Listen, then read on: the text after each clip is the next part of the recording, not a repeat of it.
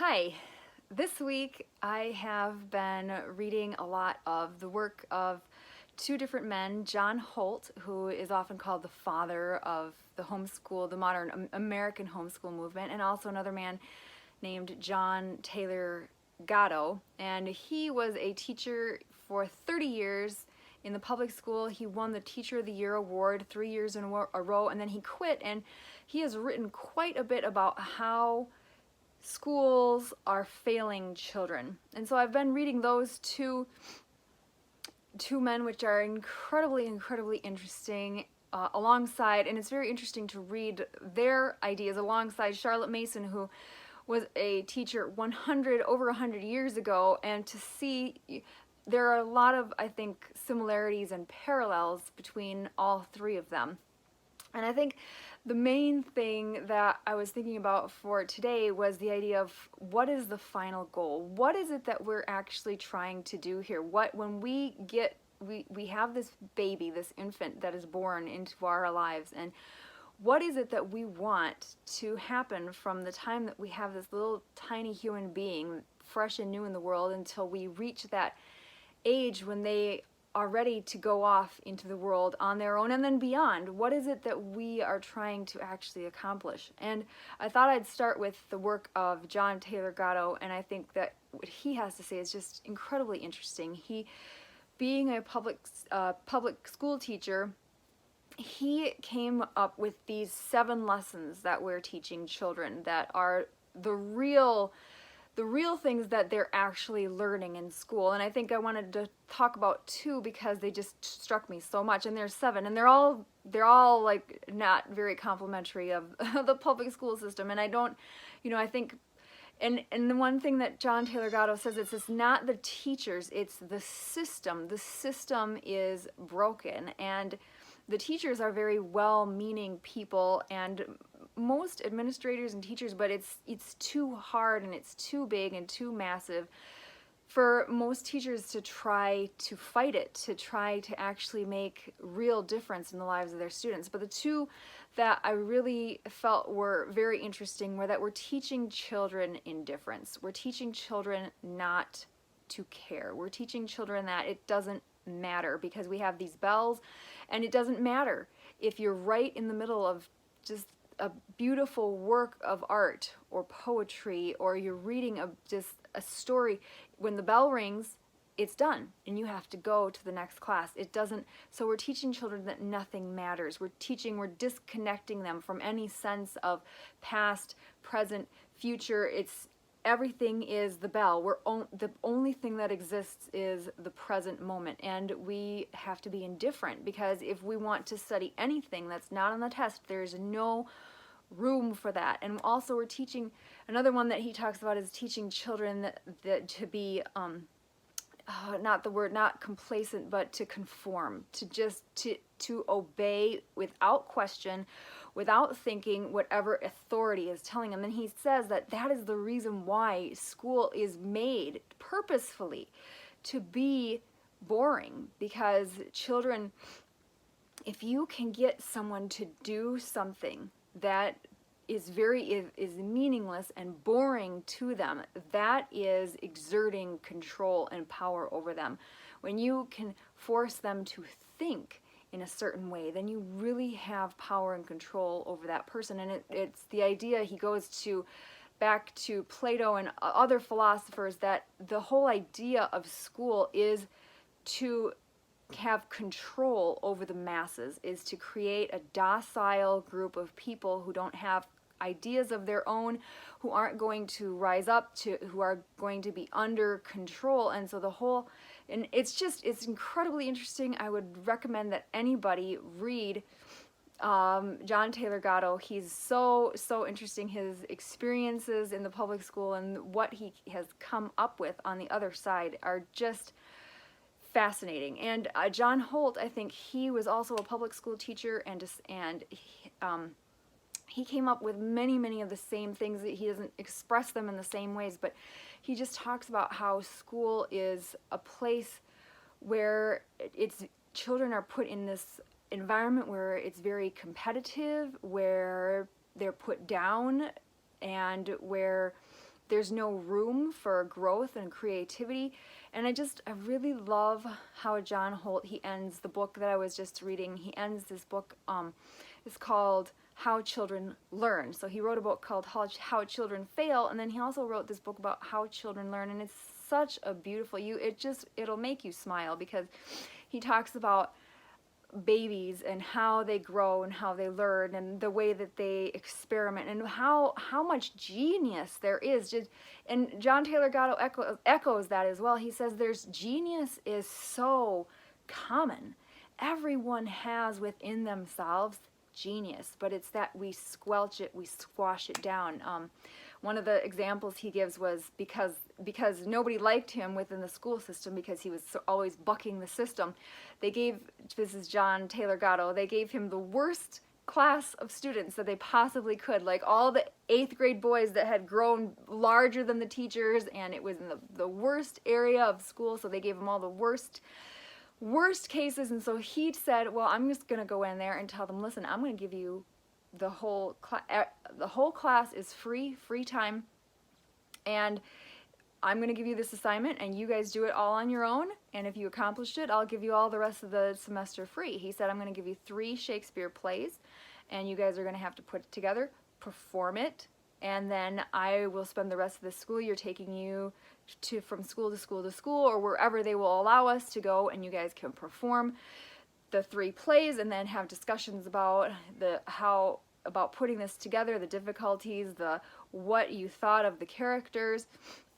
And the rest of the time that you have after you've accomplished these tasks is going to be yours to do whatever you want with. And so these students and when they were given this and then allowed to just do what they wanted to do and accomplish this task that they were given in the way that they wanted to do it, they started, one day he said, one of the young men in the class started laughing, and he said, why are you laughing? And he's like, well, we're supposed to be the dumb kids.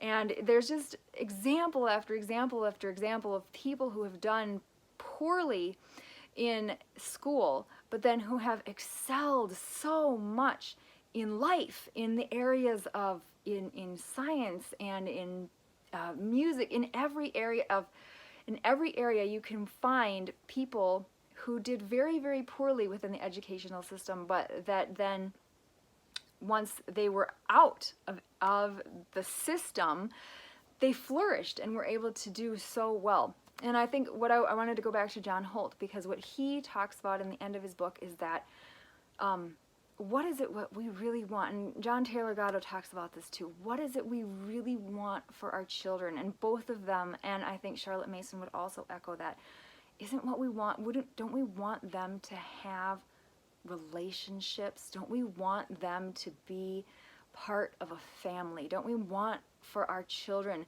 to have meaning in their lives, to go deep with other people, to have freedom to walk in life and to explore and see and do the things that they were born to do, that they were meant to do, to have purpose and to be able to explore all of these the wonderful things that life has to offer instead of being boxed in. And he talks about, like, this is an example from one of John Holt's books, is he says that it's all the intent behind what we're doing, and children can feel that. So, are we giving the baby's toes tactile stimulation because this is going to help them to one day get into a better college? Or are we playing little piggy with the baby's toes because it's so much fun and it brings us so much delight and joy and gives us, and because we love the little baby, we just find so much happiness.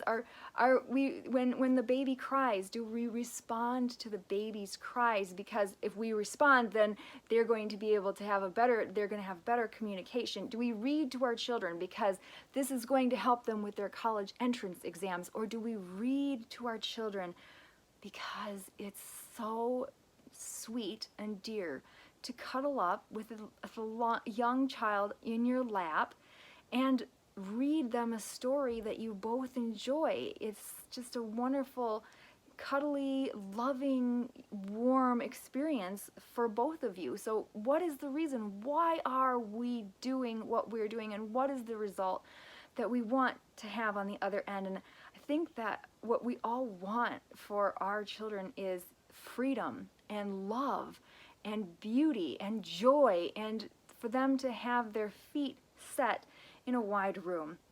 And so I wanted to end this video with a quote from Charlotte Mason that I think it's my favorite quote of hers, and I wanted to read it to you because I think this is really, I think, what education is all about, and summed up in just one or two paragraphs. And I think it's just beautiful to think that what she says here is this is what we want the education of our children to be.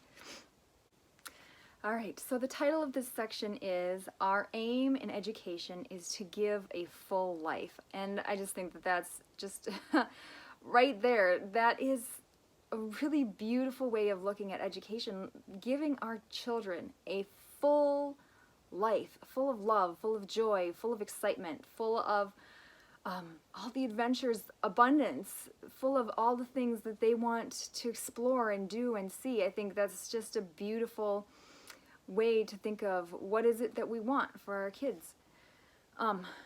We begin to see what we want. Children make large demands upon us. We owe it to them to initiate an immense number of interests. Thou hast set my feet in a large room should be the glad cry of every intelligent soul. Life should be all living, and not merely a tedious passing of time. Not all doing, or all feeling, or all thinking. The strain would be too great. But all living. That is to say, we should be in touch wherever we go, whatever we hear, whatever we see, with some manner of vital interest. We cannot give the children these interests. We prefer that they should never say they have learned botany or chronology, geology, or astronomy. The question is not, how much does the youth know when he has finished his education, but how much does he care? And about how many orders of things does he care? In fact, how large is the room in which he finds his feet set? And therefore, how full is the life he has before him? I know you may bring a horse to water, but you cannot make him drink. What I complain of is that we do not bring our horse to water. We give him miserable little textbooks, mere compendiums of facts, which he is to learn off and say and produce at examination. Or we give him various knowledge in the form of warm diluents prepared by his teacher, with perhaps some grains of living thought to the gallon. And all the time we have books! Books teeming with ideas, fresh from the minds of thinkers upon every subject to which we can wish to introduce children. I think that's just so beautiful. I just love where she says, how large is the room in which he finds his feet set, and therefore how full is the life he has before him. And I think that is so beautiful, because that is what I want for my own life. I want to be able to, and what I want for my children, I want them to have full, wonderful lives, full of relationships, full of love, full of joy, and to feel that their feet are set in this large room full of interests, full of, horseback riding and looking through the sky through a telescope and watching the stars, and full of long walks on the beach with someone that they love, and full of little children and the joy of raising their own children one day, and full of books that they can sit down and read and snuggle up with a cat on their lap, and full of ideas and great discussions, and full of plays and art and music and poetry and literature. All of these things I want to give my children a full life. And so it's not about, I love that she says that we want them to never say that they have learned this or that, but that they care. They care about whatever the, you know, whatever it is, whether it's math or reading or astronomy or geology and all of these things that they didn't, someone else didn't sit there pounding this into their heads, making sure that they learned all these facts that were forced upon them for the test, but rather that they went out and discovered it and found these things for themselves and had interest in them. And so that, I think, is a beautiful way to think about Charlotte Mason and what she wants us to see. And I think it's echoed in other people who have also written about children and what they see in some of the ways that we have so much fear and so much anxiety over our children and them being behind in math or being behind in reading. I mean, is that really important? What is it that we really are wanting to do? And like John Holt said, are we touching the baby's toes in order to give them tactile stimulation, or are we doing it out of love? So, so yes, okay. Alrighty, so I hope that this has blessed you and that it has inspired you and hopefully given you some ideas to take out and into your home or in your homeschool or into your journey with your children. And I hope that that I will get to see you again in the next video.